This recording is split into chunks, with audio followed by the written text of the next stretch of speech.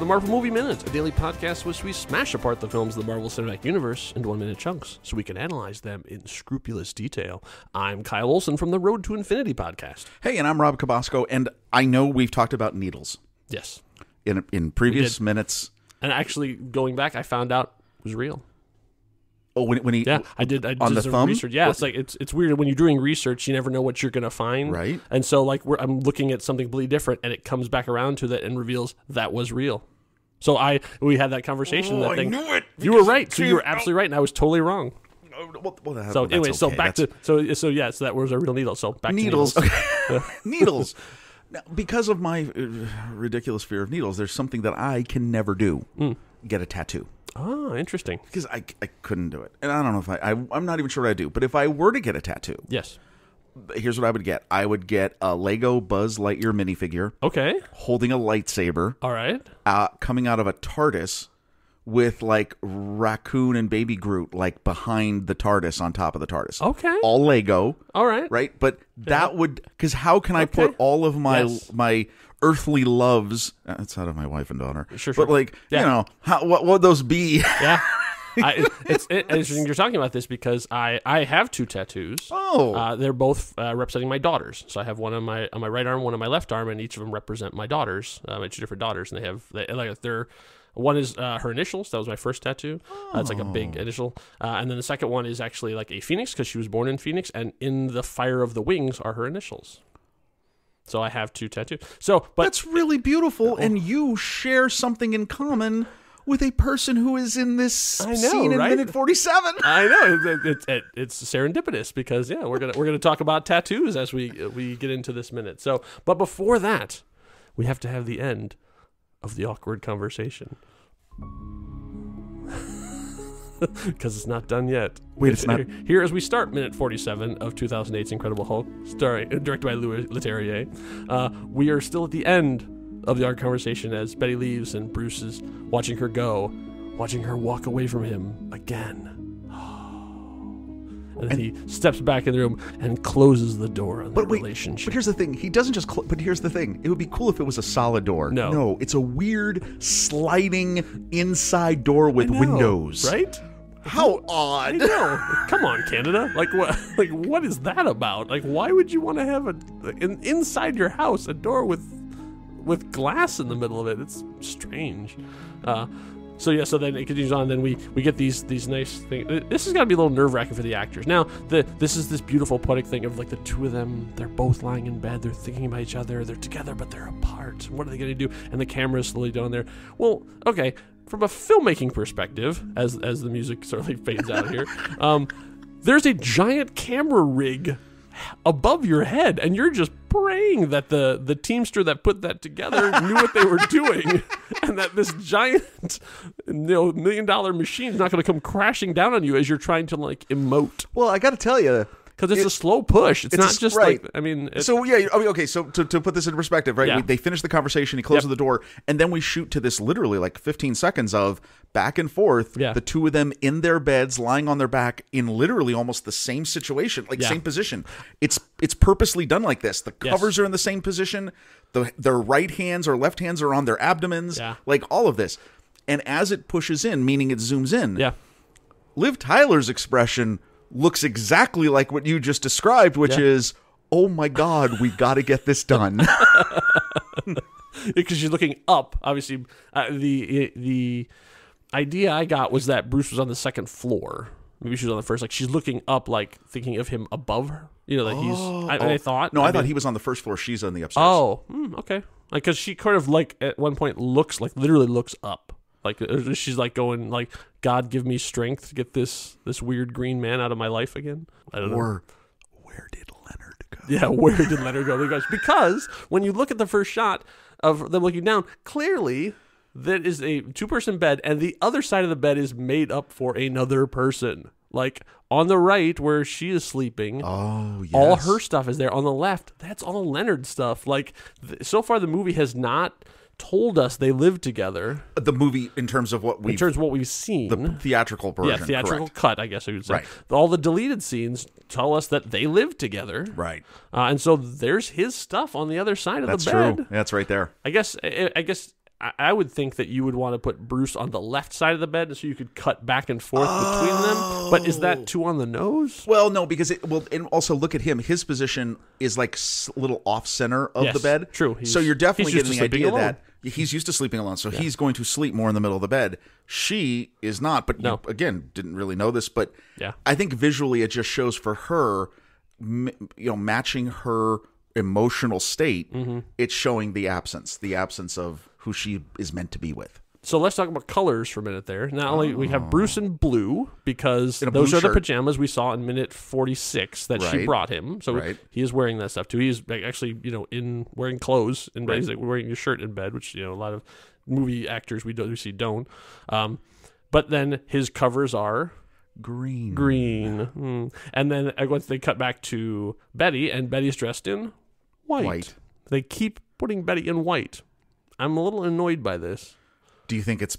I think it is absolutely a deliberate choice, because in the last minute, when she goes to pick him up, the scene on the bridge and stuff, she's wearing white. Here she is in pajamas, wearing white again. And I think we're going to see in minute 48 that she's in a white shirt again. Clearly... It was a choice. It was a definite costuming choice. Right, because they want you to think of her as his bride. Yeah, see, that's what I don't like. Is that not it? I think you're absolutely right. Oh, that is it. She's the pure, innocent, kind of thing. It's like, that's underserving of this character. It is, yeah. Because, this character's been around. She was in issue 1 of Hulk. She's been around as long as Bruce Banner. A word that we don't use very often in this is gratuitous. Yes. It is. It is a little gratuitous. It is a little gratuitous. I'm not a fan of that choice.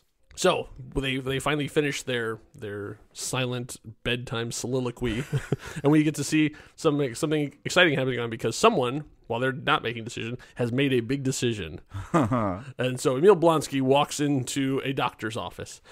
So when he walks in, we get to see Tim Roth's tattoos, which brings us right back around to our intro. So so there's the reason for this. You're wondering, where did you go? So a couple things. So the shoots to the sort of military, I'm assuming the military compound that we saw Ross at. Yeah, and we're meant to assume, even though they're like, geographically they're in the same town right now, because the military base is supposed to be the same one as where they that this is happening at the same time. But once again, I think they're playing with time here, because I really don't think this is happening simultaneously. Oh no, right. Like 11 o'clock, they're going to do a medical procedure, and then he's going to be on the 2 o'clock on his feet at 8 a.m. or something. Yeah. So Tim Roth comes through the door, and a couple of great things about this. Yeah. Okay, so he's shirtless, right? Has no shirt on. I love the fact that it's Tim Roth. He's got a dad bod. Yeah. he is a bloke. Yes. Right. Yeah, you're right. That's right? He's not Brad Pitt in Fight Club. No. With every inch is. And I'm not saying. In terms of the appearance of the character, this choice to do this. Yes. But the most interesting choice of this is that, well, one, you're trying to show that it's not as clear as it was in the Captain America: The First Avenger between Steve Rogers before and after. Oh, right. Right, because he's just an average guy. Yeah. But that they chose to not obscure any of his tattoos. Yeah. Tim Roth's tattoos. Yeah, those are not Emil Blonsky's tattoos. Those are Tim Roth's tattoos. How interesting. Yeah, because a lot of times you will see people who have famous tattoos will be covered over, even in The Rock in his early career. Oh, yeah. And the Scorpion King doesn't have any tattoos. But Dwayne Johnson did. And he didn't have the big one he has now. No, that's over the whole pectoral and his arm. Yeah. And he has those covered up, like they have makeup and stuff. Interesting choice. Yeah. To just say, no, this is him. Yeah. This is now part of the character. These are Emil's tattoos. Right. You have to reverse justify them. We discovered that he had actually done an interview about a year after the movie came out about his tattoos, and they talked about it. And some of and like we talked about in the intro, his tattoos, similar to mine, all are life events. Right. So each of the tattoos he has are based on something that has happened to him over the course of the time. He had, except for the tribal one, I guess, the sort of 90s tribal tattoo, I guess, was just an artist that he met and said, yeah, go ahead, do whatever you want to do. He talked about this. So this interview is from Inked Magazine. It was on a website called Fan Pop, roughly November 2009. Yeah, you can Google you can Google it and find it. He's an interesting interview. So it's really great. Well, and it has a couple references we'll get to. Yeah. But he talks about the tribal one. So he's got on his right arm, he's got this thick, looks like a band around the entire arm, which was kind of popular. Yeah. mid-2000s, I guess. Oh, yeah. That was a thing for a lot of people. And he was in San Francisco. This was when he was with his wife before she was his wife.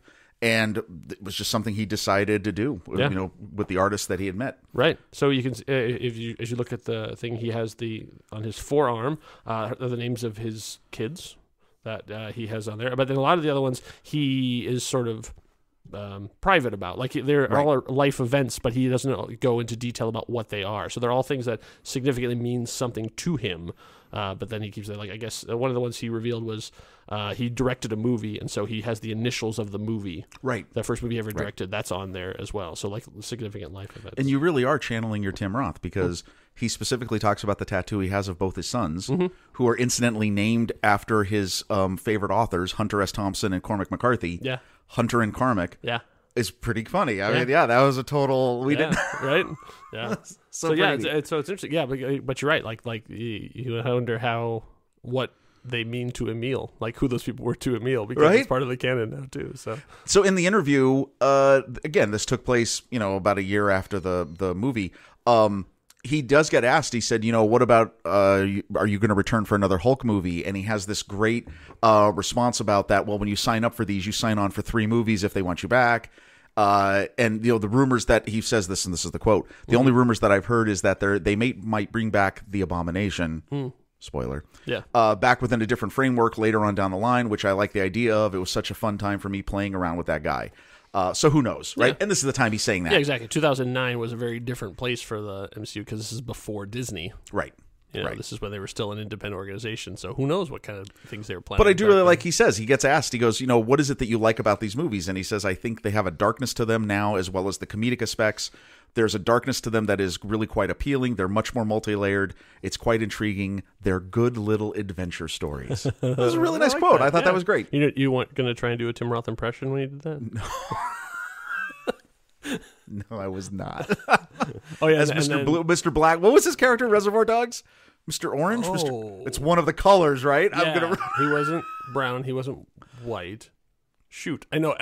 What's funny about the world of podcasting is right now, 90% of our audience are screaming it out right now.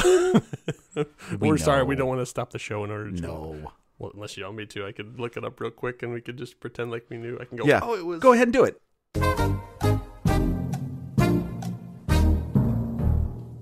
So after that momentary break, what color was it? Turns out he was Mr. Orange. Oh, I guessed. I just started. I started put out colors. Right. I haven't watched that movie in a long time, but now I need to go back and do it again. There we go. So now we get Emil Blonsky has volunteered for The Procedure. So we don't know exactly what that is going to be, but it looks like it's not going to be fun. No one in that room seems like they're that excited about it.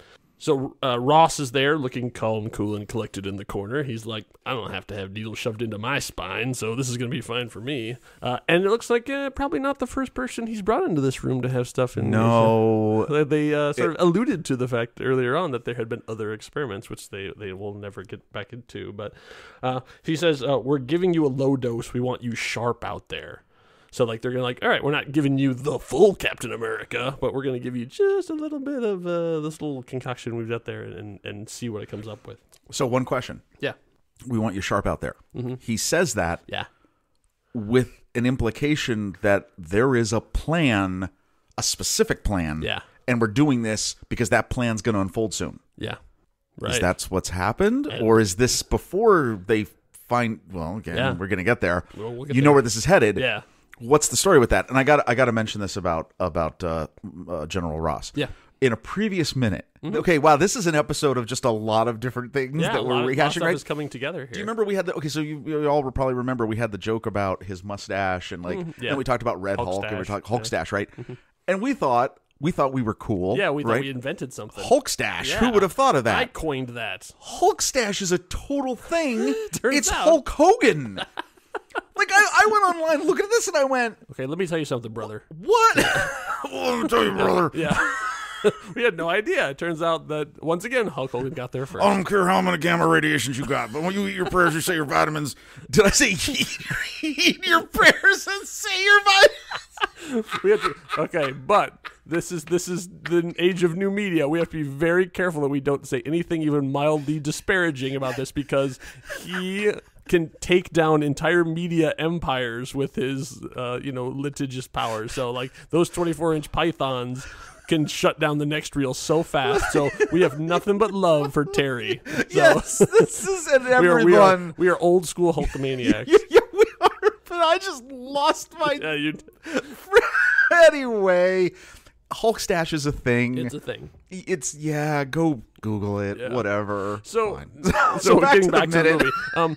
Ross says something that it's one of those moments where it's like, how did you not know this was going to go badly? And he says, like, any sign of side effects and you'll get benched.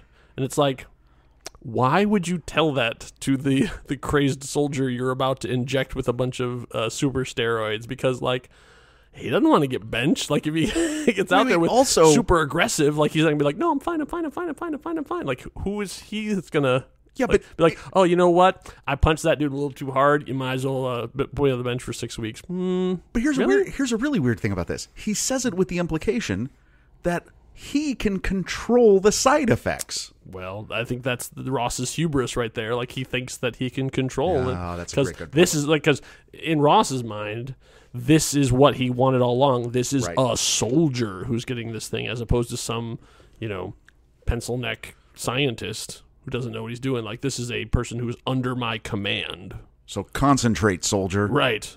While we stick these needles in you and fill you with stuff. So we have our resident mad scientist here, who is quoted who is titled on IMDb as medical technician.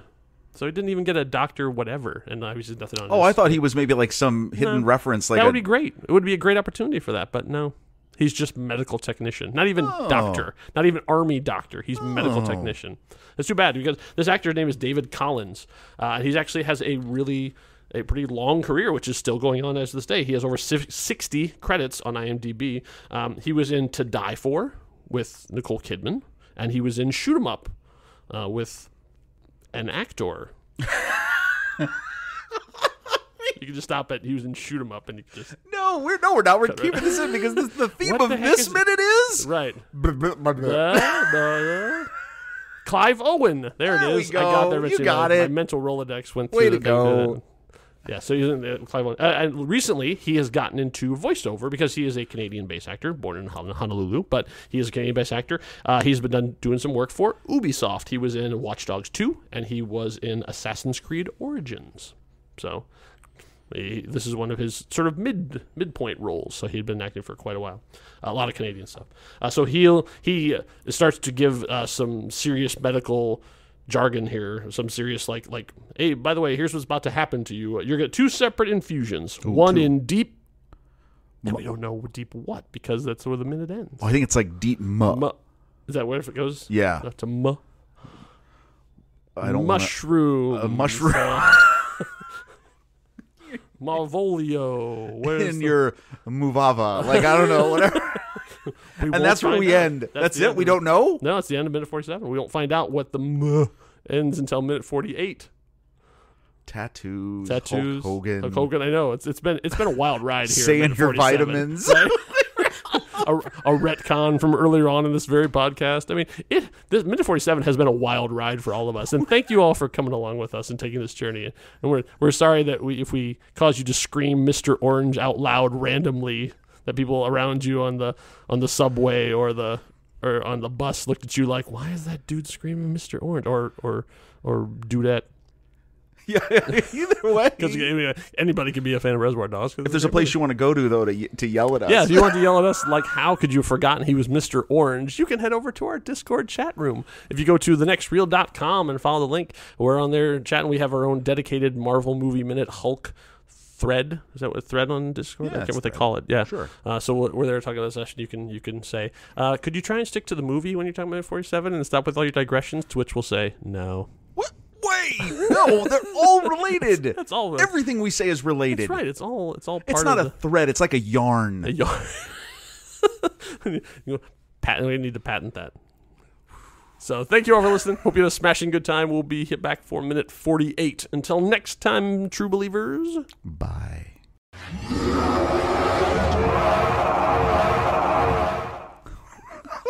God, we were all over the map on that one.